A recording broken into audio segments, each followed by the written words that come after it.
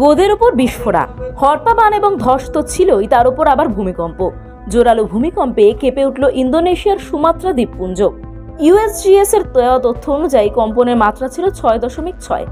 ইন্দোনেশিয়ার meteorology, climatology এবং geophysics এজেন্সির রিপোর্ট অনুযায়ী ভূমিকম্পের উৎপত্তি স্থলটি ছিল আকে প্রদেশের কাছে মাটির 10 কিলোমিটার গভীরে।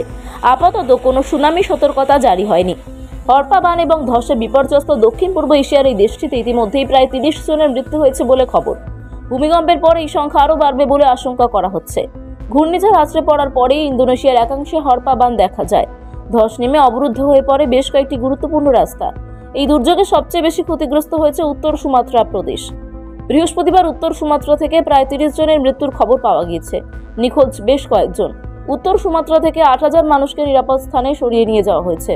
ধসের কারণে রাস্তাঘাট বন্ধ থাকায় উদ্ধার কাজ ব্যাহত হচ্ছে। এই পরিস্থিতিতে ভূমিকম্পের ফের উদ্ধার কাজ আরও ব্যাহত হবে বলেই মনে করা হচ্ছে।